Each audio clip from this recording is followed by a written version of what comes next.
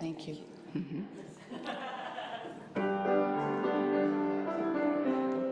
Come on.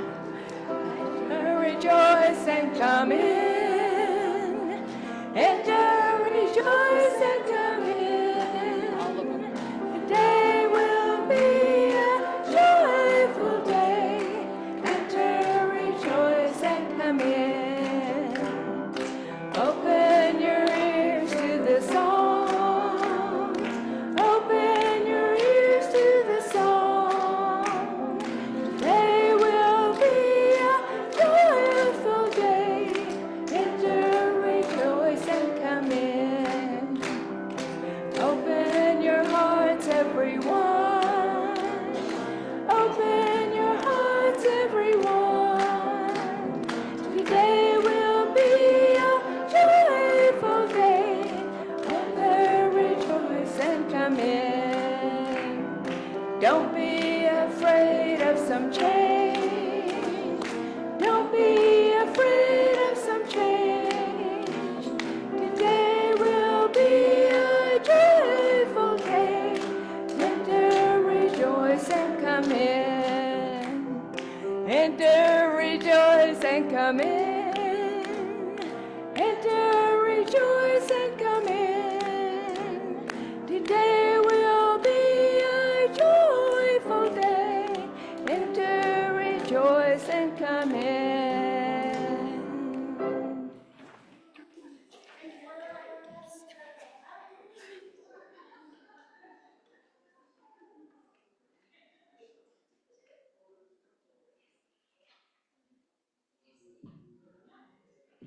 Okay, we're testing now. Well, hi, Tam. What are you up to? Hi, Papa Pete. How are you? I'm waiting. Waiting for what? The Namakwa auction. Aren't you a little bit early? No, it's right around the corner. It's November 15th at Zion Lutheran Church from 5 to 8 o'clock. Well, aren't you, you know. Come closer to the mic so everybody on Zoom can hear your fabulous Can I voice. hear? You can't hear me? We can hear you now. Well, look, it is kind of early. Right, it's right around the corner. Well, how are you going to do that? It's right, hang on a second. It's right around the corner. Corner.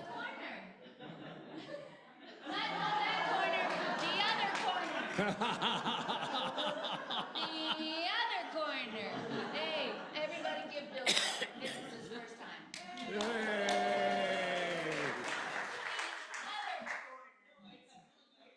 But it's got to do the little clicky. It's got to put down that little.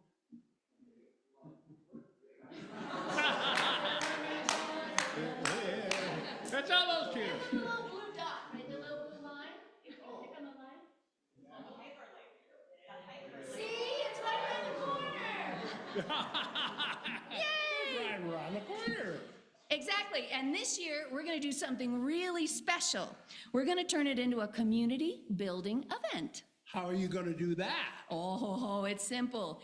Each year, members of Namakwa donate these really luxurious items, but some folks get really clever and they offer something, say, a scrumptious meal at their home, a homemade cooked meal for their friends.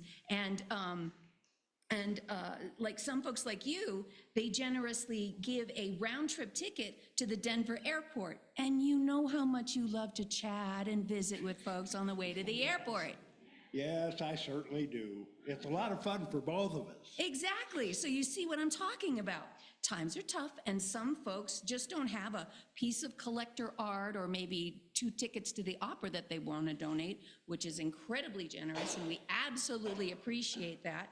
But in times like these, we want everybody to be able to play a part in keeping Namakwa going. So Caitlin Alexander got really creative and she made this really long list, and it's fantastic of fun and easy things that anybody can do.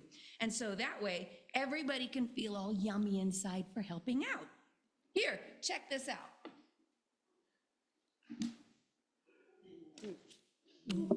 What's this?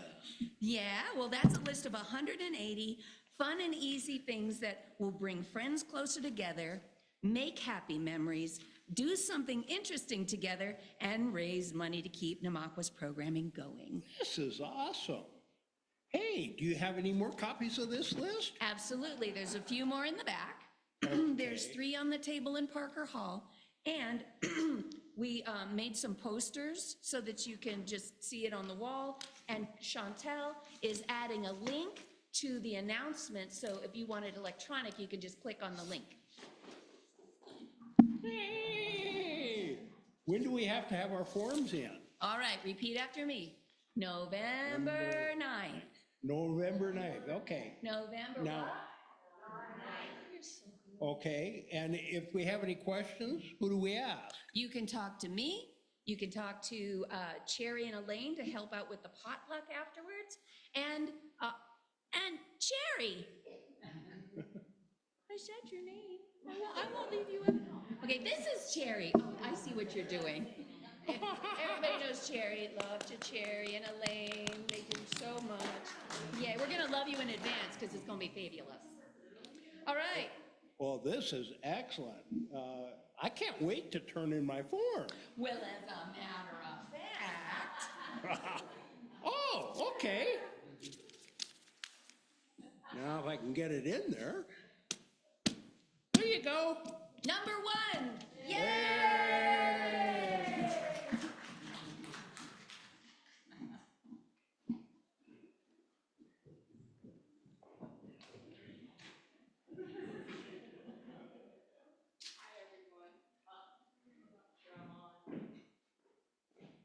Am I on? Yeah. Great. Hi, everyone. Don't you love Tam? And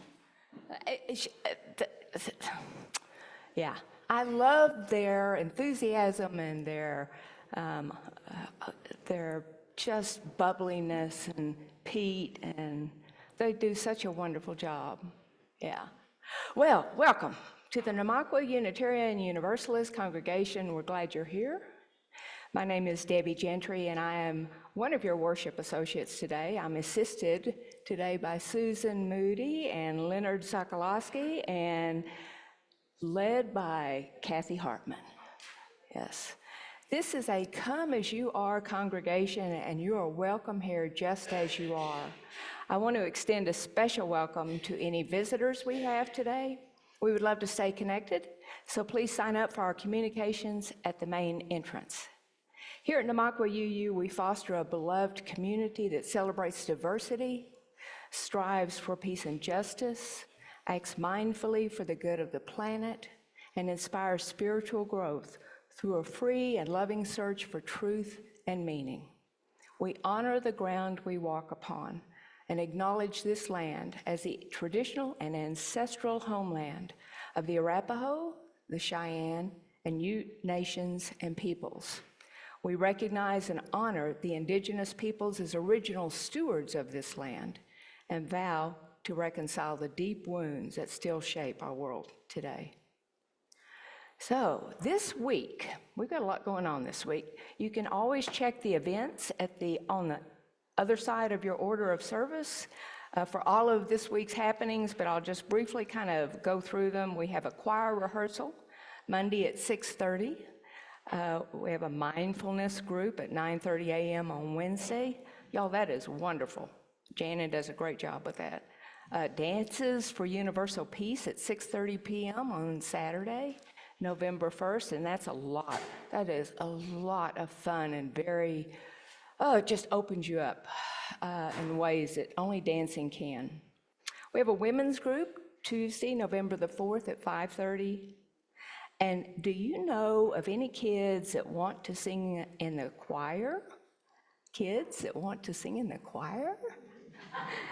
Check with Cherry, again, Cherry Sokoloski, and she can guide you and lead you in that direction. Oh, and was anything said today about the auction on November the 15th? Was that Pete up here? Next Sunday, November the 2nd, worship associates Doug Stewart and Linda Lyons will uncover mystery and wonder as they explore the mystic through direct experience, reason, and morality. And after today, join us in the building back there, Parker Hall, for coffee hour and to get a list of what is needed for the auction. And I want to thank everyone today for helping to put this service together and make it happen. Slip for our music, our wonderful ushers, techies, welcome crew, hospitality volunteers. Welcome.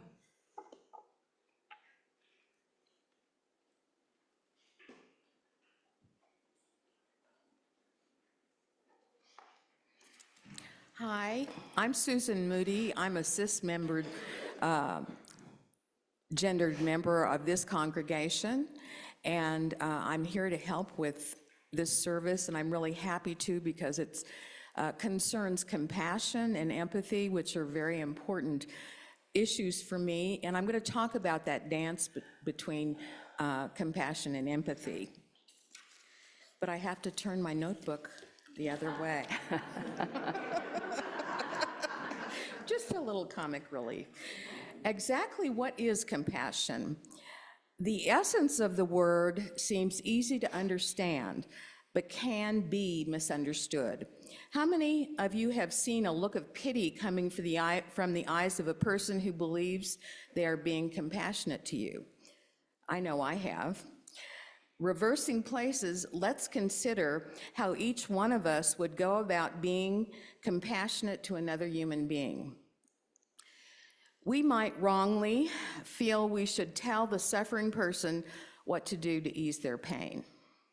However, compassion involves having the humility to be just present and available, to sit with this person in communion. In a compassionate relationship, both parties are equal. In the words of South African anti-apartheid leader and President Nelson Mandela, a giant in my eyes, our human compassion binds us to one another, not in pity, patronizingly, but as human beings who have learned how to turn our common suffering into hope for the future. Okay, so how does empathy work with compassion in this healing process? Brené Brown says, empathy is simply listening, holding space without judgment, emotionally connecting and communicating the incredibly healing message of you are not alone, just sitting. Empathy and compassion work together, creating a safe space for the troubled soul. In a sense, empathy feels your suffering, and compassion sits with you as an equal in your shared pain and offers help if wanted. In this world of conflict, misunderstanding, and division that we all know well, it is essential for all of us to be compassionate to others and to be able to empathize with their problems. Today, we will dive into the subject of empathetic compassion as a way to nurture and deepen our connections with one another. And in a sense, this familiarity with compassion will help all of us be less afraid of what will happen next and impelled to act for the sake of the larger whole. To finish, I will offer up parts of a Mary Oliver poem, kind of a tradition for me, and it's my favorite poem, The Wild Geese, as an example of the importance of compassionate sitting. Tell me about despair, yours, and I will tell you mine. Whoever you are, no matter how lonely, the world offers itself to your imagination, calls to you like the wild geese, harsh and exciting, over and over, announcing your place in the family of things. May it be so. Rise as you're willing and able, and we'll build a land.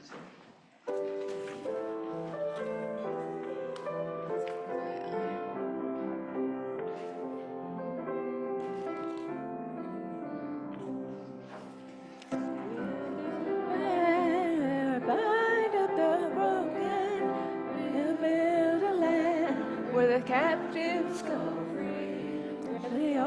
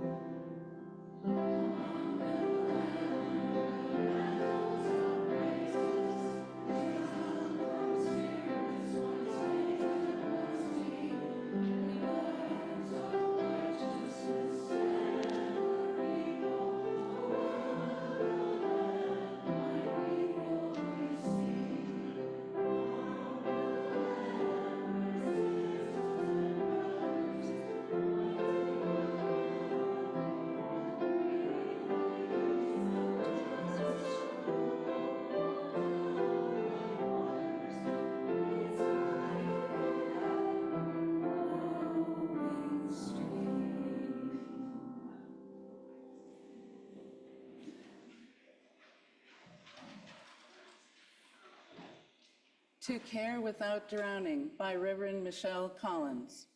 Some days the world's pain floods through us like water through a broken dam. Every headline, every cry of distress becoming our own. We come here, thirsty for the wisdom, to care without drowning, to love without losing ourselves in the undertow of others' sorrow.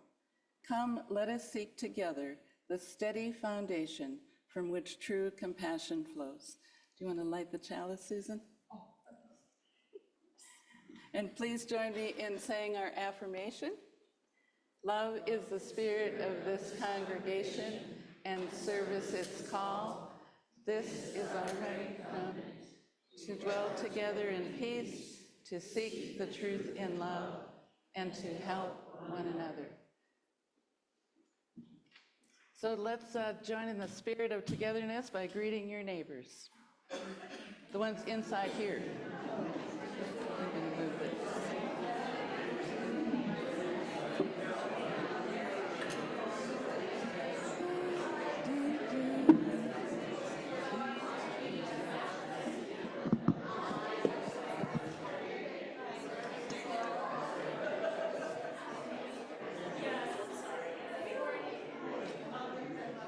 Oh, you can.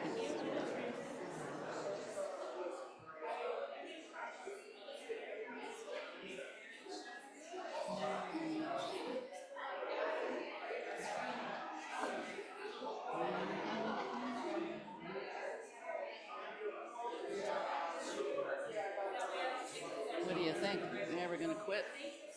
No. Good morning. Good morning, everyone. Leonard's looking for some kiddos. Do we have any children in terms of height, age, or spirit who would like to join Leonard? Good morning. There we go.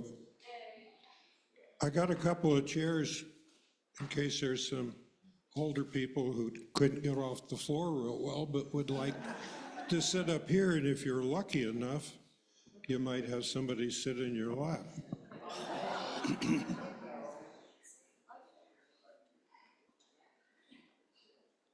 Well, this is a story about kindness. And it's another one of those things I just kind of made up while taking a shower. So. As all stories go, once upon a time, just outside the town of Loveland, Colorado, a girl named Mary lived, and she loved nature and being outside. So she would go walk through the horse pastures and the meadows and the trees along the river. But one of her favorite activities was to lay on her back and look at clouds. So one afternoon she was doing this, and the clouds were lovely in different colors and shapes, and she heard this voice say, "You're on my sack of seeds." And she sat up and looked around, and no one was there. And she thought, well, maybe I fell asleep and it was a dream. So she laid back down to look at the clouds, and the voice again said, "You're still lying on my sack of seeds." So she sat up and she looked around, no one was there, but then she looked down and there was a little field mouse. And Mary was quite special. She could talk to animals. And she said, "I'm sorry, I didn't know I was lying on your seeds. And what is your name?" And the mouse said, "My name is Jose." So she said, "Why are you collecting seeds?" And Jose said, "Oh, I need seeds to have something to eat during the winter." So Mary said, "I'll help." So she got out her handkerchief and laid it on the ground and took her comb and went through the grass, and the seeds fell off. So she collected a bunch. And she went and saw Jose for 2 or 3 days in a row collecting seeds, and they had collected a lot. And Mary thought, we should do a little trip or a vacation. So she said to Jose, "How'd you like to go to Rocky Mountain National Park?" Jose said, "I'd never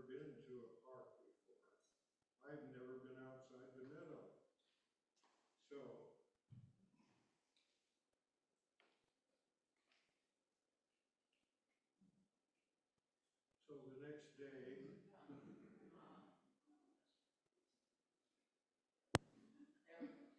use your vocal cords. Okay. That's better. No, here? You can do it. Okay. We can do that.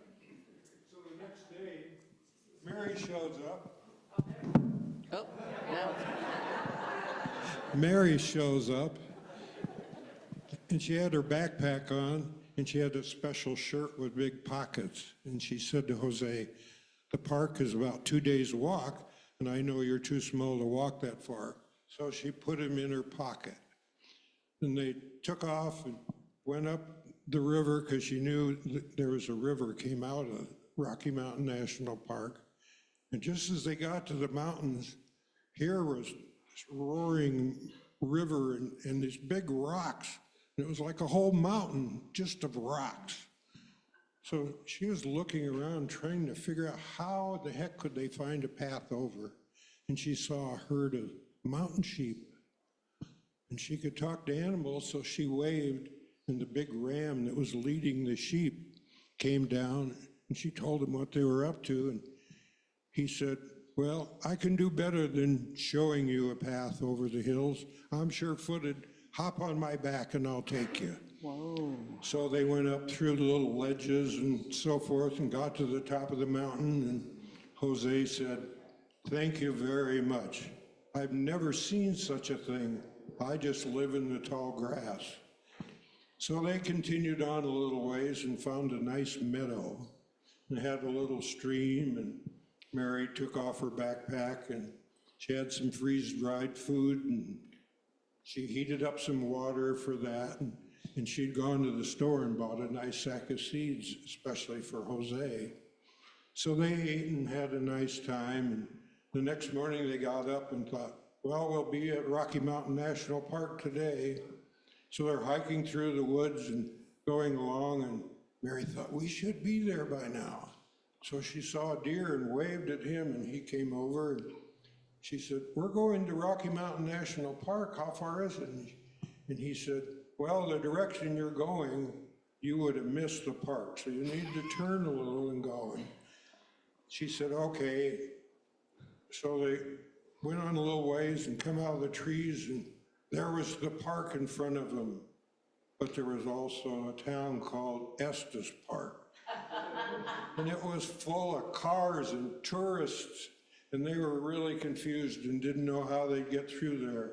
So they sat down on a bench right in front of the library, trying to figure out what to do. And about that time, this green pickup stops and parked, and a lady got out. She had on a brown uniform and a funny hat with a flat brim. And she came over and said, hi, you look kind of confused. What's going on? Mary explained they didn't know how to get through town. And the lady says, you're in luck. I'm a park ranger. And I have several things to check on in the park today. So you just hop in the back and we'll go see the park together. So they drove around and they saw deer and elk and 2 coyotes. And they went way up high where there weren't any trees and just these little short flowers and plants. And the ranger said, these are pretty, but they're short because the growing season's not long here. But they're like 200 years old. They were just amazed. So they got to see all of the park, and the ranger dropped them back off in Estes Park that night. And there was no place to camp. So Mary took out her credit card and they checked into a nice lodge. And it had a big lobby with a big fireplace. And the 2 of them sat there and really enjoyed the heat. But Mary knew she couldn't take Jose into the restaurant. So they went up to their room and she had room service. So she had a hamburger and a milkshake, and she ordered a nice poppy seed muffin for Jose. So the next morning they got up. She kind of knew where to go now because they'd been down the path once. And So they hiked back up and got almost to the rocks again and found their little meadow. And it was getting kind of cool, so she started a little fire so they could keep warm. But before they left Estes, she stopped at the grocery store and got marshmallows and chocolate and graham crackers. Ooh. So they got to have s'mores. All right. That was really fun. So they got up to the top of the rocks, and she looked down, she said, I think I can remember where we went.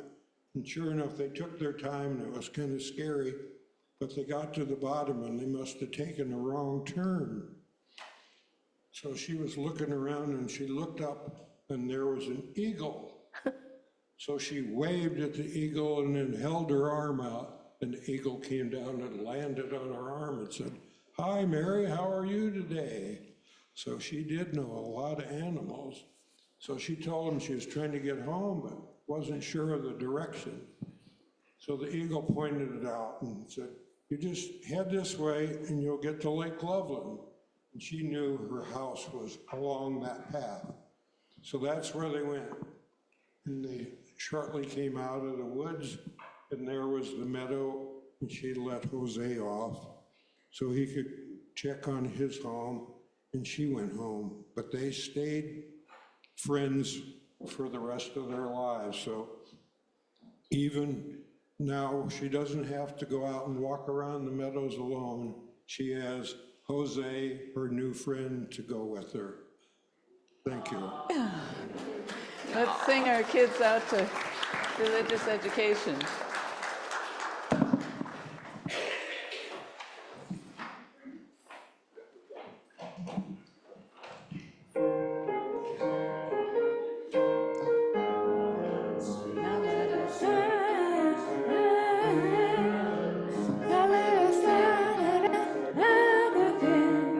Lift up your voice, be not afraid.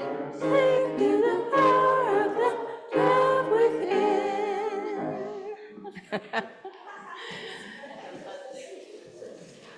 Thank you, Leonard. That was great. That must have been a long shower.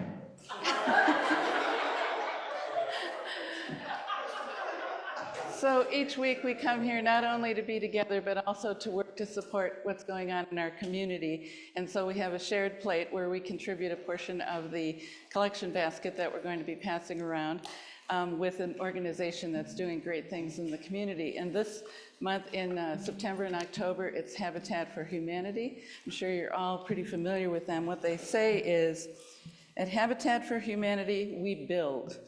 We build because we believe that everyone, everywhere, should have a healthy, affordable place to call home. When a family helps build or improve a place they can call home, they are also building a better community, a better life for themselves. And at some time we could help them build. So if anybody ever wanted to put together a group, they have building days and they have training, and I'm sure there's some UUs who'd like to pound some nails, so maybe we could do that sometime. So please be generous, and let's listen to a beautiful song by a beautiful singer. There's not a lot of chorus in this song, there's just one line, but if you pick it up and you want to sing that one line when it comes around, you feel free to do that. Do you want to pull that stand from behind her so it's not so close? This guitar part was giving me so much trouble this morning.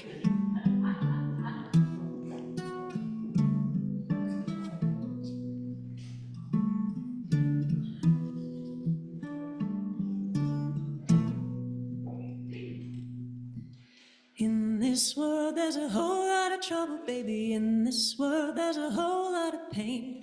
In this world there's a whole lot of trouble, but a whole lot of ground to gain. What take when you could be giving? Why watch as the world goes by? It's a hard enough life to be living. Why walk when you can fly?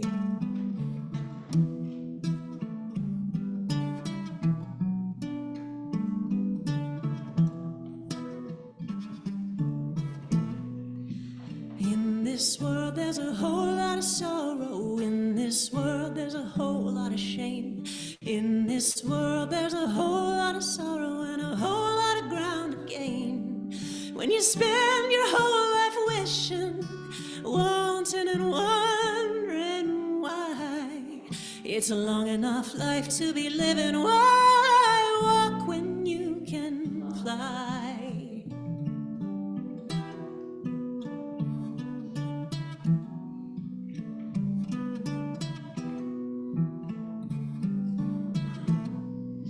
And in this world there's a whole lot of gold, and in this world there's a whole lot of plain. In this world you've a soul for a compass and a heart for a pair of wings. There's a star on the far horizon, rising bright in the azure sky. For the rest of the time that you're given, why walk when you can fly? For the rest of the time that you're given, why walk when you can fly?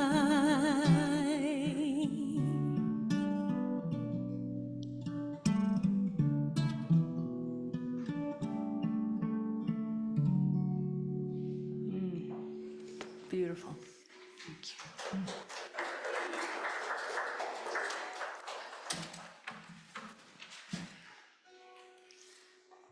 Well, a lot of things go on in the week between when we're here and when we come back again.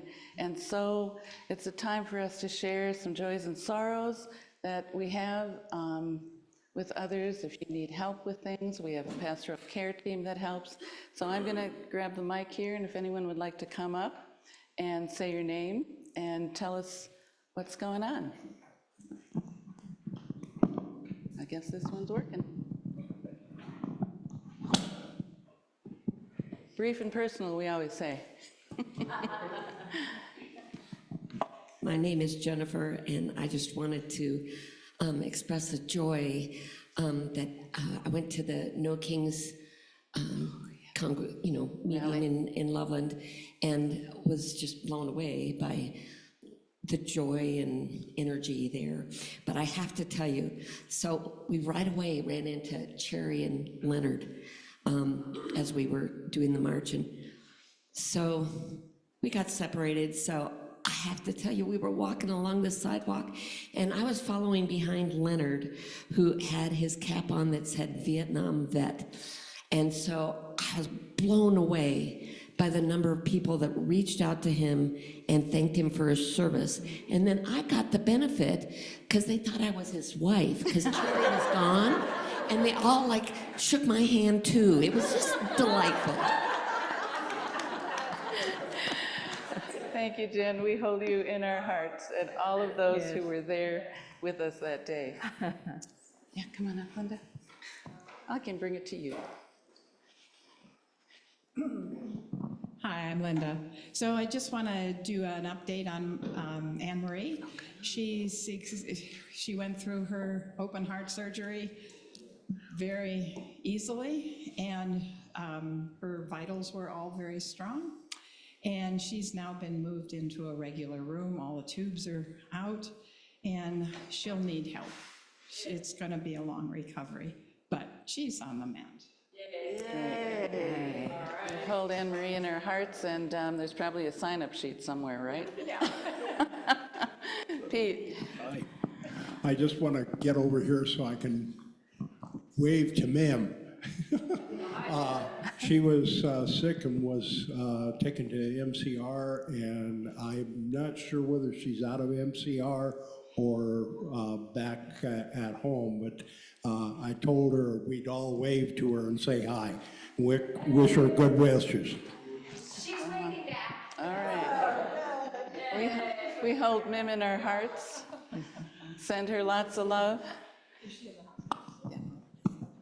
I'm Sally, and I just want to express my joy at this wonderful congregation. When I fell recently, I've been a little disabled. I'm coming along, but I've needed a lot of help. And I gotta say, I got every bit of help I could possibly need. So did my dog. So thank you for both me and Jasper for all the help. It's a wonderful congregation. We hold you in our hearts. Chris. Yeah, I just wanted to say I felt like I might have been a little bit too much of a Danny Downer last week, talking about how healthcare has been rolling downhill over the decades. Yeah, I was thinking of things like, mergers and acquisitions and private equity roll-up. But I wanted to say a lot of medical technology has been getting better, like a surgery for my hip, that's been getting better over the years. And my daughter had a kidney transplant years ago, and that's another bit of technology. So, yeah, I just wanted everybody to know I'm not always a pill, so. Hold you in our hearts, Chris, and keep looking for improvement then. Anybody else? Oh, right up front, here you go. My husband has pretty much been housebound for the last 3.5 years, and for the last 4 weeks, he's actually been doing a lot better. And last night, he got to play in a band performance, so we're excited that now he gets to engage with his children a little bit more. Thank you, Julie, and we will hold, his name is Mark, for continued healing. Anyone else? Anyone on Zoom? Okay, well, for all of those thoughts and actions and things that are going on that we didn't have a chance to... Your son. Uh-oh. From Nathan, he says, my mom fell down the other day. I did. Yeah. But I'll give you a little update on that later. So for all of those things spoken and unspoken, let's hold them in our hearts and until we get together again. And if anyone needs anything, be sure and let us know. Let's see. Oh, I don't need to give that to you. Let's do a few breaths together. So sit up and put your feet firmly on the ground. Close your eyes if you wish. Take a deep breath. So much undone, so much to do, so much to heal in us and the world, so much to acquire, a meal, a healthy body, a fit one, a lover, a job, a better job, proof we have and are enough, just around the corner of now. And up against it, the reality of all that falls short and the limits of today. We honor the limits. If your body won't do what it used to, for right now, let it be enough. If your mind won't stop racing or can't think of the word, let it be enough. If you are here utterly alone and in despair, be all that here with us. If today you cannot sing because your throat hurts or you don't have the heart for music, be silent. The world won't stop spinning on her axis if you don't rise to all occasions today. Love won't cease to flow in your direction. Your heart won't stop beating. All hope won't be lost. Rest if you must then, like the swimmer lying on her back who floats, or the hawk aeried on cushions of air. Rest in pews made to hold the weary lives in space, carved out for the doing of nothing much, but being. Perhaps you will feel in your bones, in your weary heart, the aching, healing sense that this is enough, even this. Take one more deep breath, hold it, exhale, and come on back.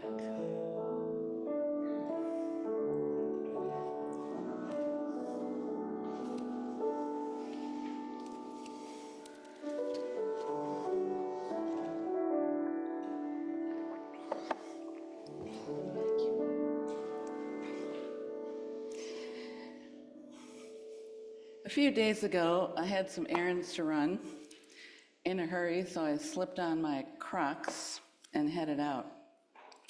My last stop was the UPS store. I got out of the car, tripped on the curb, and promptly fell on my face, right there. I didn't have even a moment to absorb this fall before there were 3 people coming to my aid. One said she had some medical training, and she went right to work, sopping up blood, getting me stable. Another, someone some of us know, the son of someone who is in a tough spot right now. And he was there for respite, but boy, he jumped to the floor, went over to Big City Burritos and got me a bag of ice. That was Jeff. And another just asked questions and talked to me and kept things light, told me it was 4:45 and I still had 15 minutes to call my dentist because I broke 2 teeth. After dropping off my package while dripping blood, I went home. But soon after I went to the ER, friends were at my side. Just before discharge, in comes Carly, a nurse's aide, maybe 20 years old, cute as a bug, big smile, exuding cheer. This is 9 o'clock in the emergency room, and it was slammed, but she was just a little bright light. She took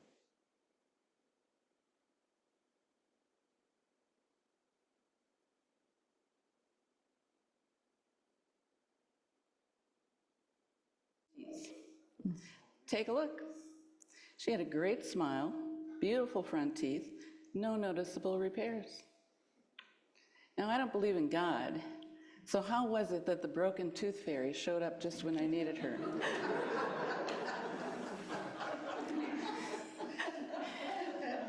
Bulgarian writer and poet Mary Popova writes, "There's no greater remedy for helplessness than helping someone else. No greater salve for sorrow than according gladness to another.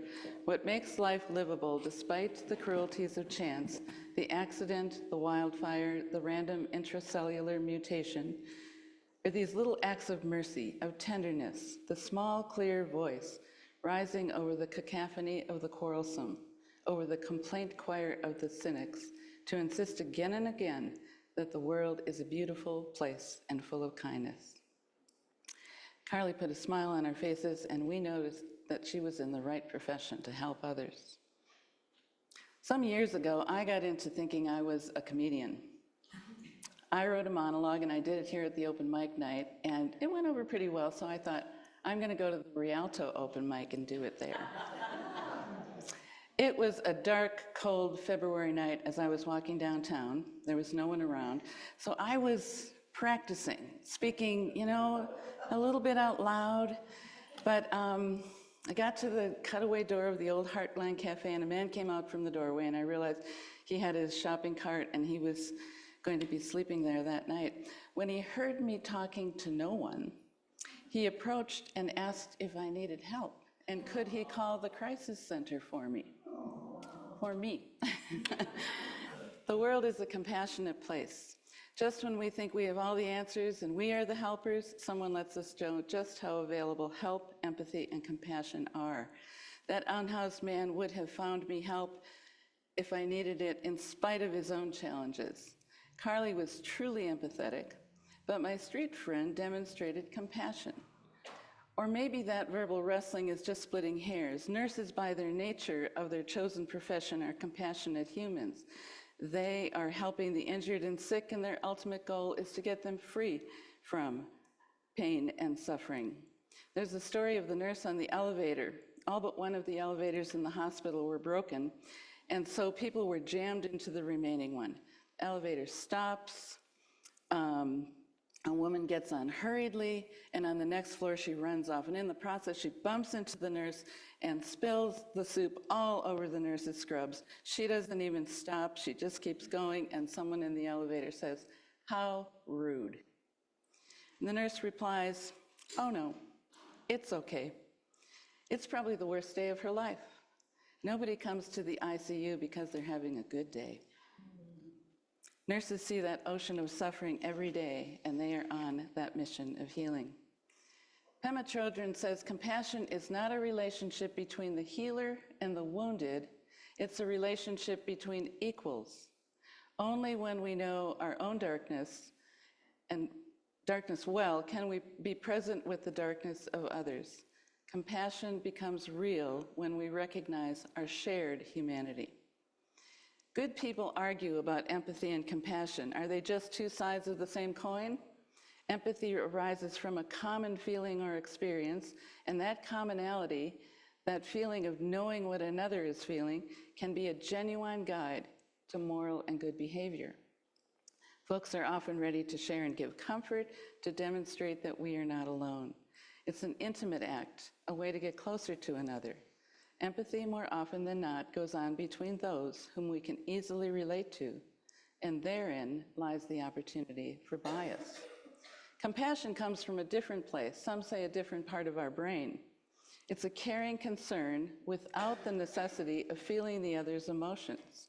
It is rooted in reason, fairness, and perspective, and gives us a way to act and care for strangers, future generations, and even non-human life forms. It's the moral action that many of us rise to in order to protest, to advocate, to ally ourselves with those who may not be able to do that themselves, with those we may have nothing in common. Yale psychologist Paul Bloom argues in his book Against Empathy that however well-intentioned empathy is, it is a very poor guide for moral reasoning. It's riddled with bias. If people make ethical judgments based on empathy, they can become less sensitive to the suffering of the larger world. He believes empathy can be a force for evil. For if I understand your emotions, I can use that to my advantage. Con men are very good at empathy. In the case of the current president, he tells stories of your neighbor being robbed, a friend being shot, a coworker losing their job. He wants you to empathize with those in your tribe, and then he can enlist support for the persecution of the perpetrators, those characterized as other or immigrant, not of your tribe. And so these sad stories about people who look like him and his followers give justification to knock people to the ground, to deport people, or to start a war. Another example is victim statements. When the young, articulate white woman who was beaten makes her case, we feel her pain more so than the quiet, large black victim of a shooting who isn't able to talk about his feelings. And then sentencing is based on the degree of empathy that is generated. Bloom believes that empathy works for moral motivation, helping someone right close to you, but not for moral reasoning. It's not effective for the greater good to just step into someone else's shoes. Instead, if we listen to a rational argument about transgender rights, for example, we can act for the greater good. Compassion, then, is not just seeing the suffering, but actively taking the next step. Taking the step that leads to the larger solution, freedom from suffering, pain, or abuse. Whether it's the nurse in the ICU, or the ACLU taking on voter rights, or UU seeking solutions to our unhoused neighbors, it is compassion for those we may never meet, brought on by an understanding of the facts and circumstances, widening our view and working towards freedom from pain or suffering or abuse in whatever form that drives us to action. But do not discount the importance of picking up the stranger when she falls on her face. In this world, there's a whole lot of trouble, but a whole lot of ground to gain. Why take when you could be giving? Why watch as the world goes by? It's a hard enough life to be living. Why walk when you can fly? May it be so. Let's stand if you're willing and able. And yeah.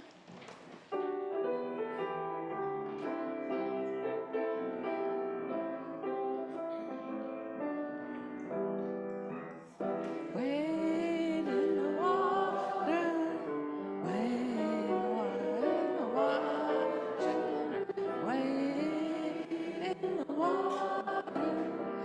God's gonna trouble the water. See the band all dressed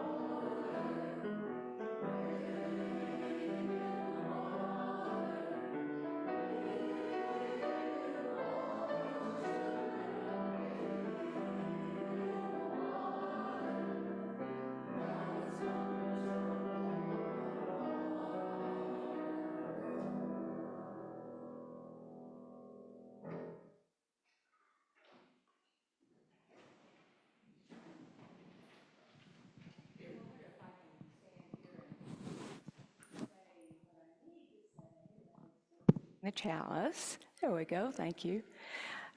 Before I do that, I want to tell you that Herb and I are moving. Oh. And you know, y'all, I don't want to cry. So if I cry, you just overlook it and kind of just move forward and just pretend you don't see me crying. These 4 years.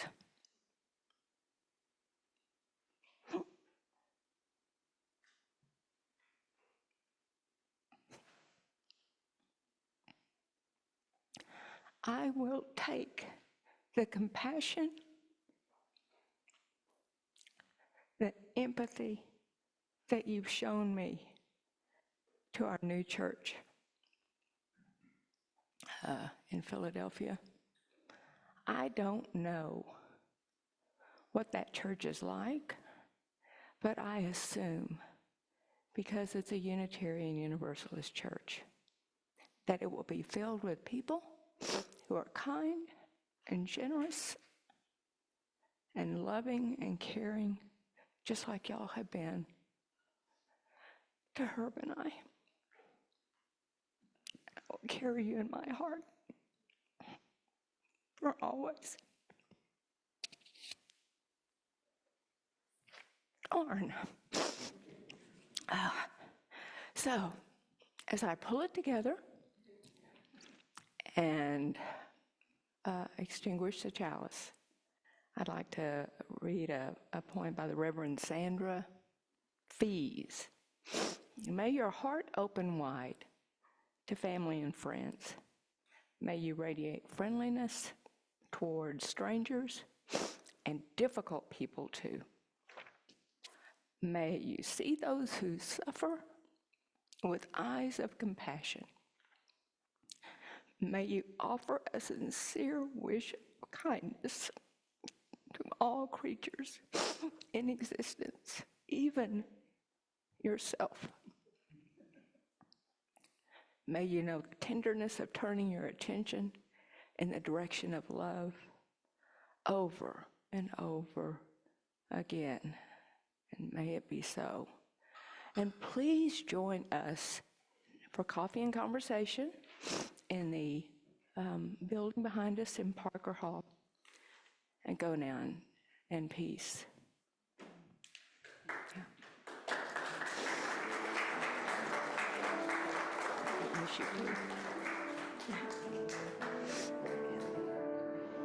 Yeah. And I'm not going to stay. I've got so much to do. Help you, by the way. If you ever need me help, get ready. I'd be happy. Thank you. We're just really. You have my phone number. I do. If you just need. I do. Whatever. I mean, that's what I always tell Anne Marie, and she usually comes up with something. Okay. Thank you.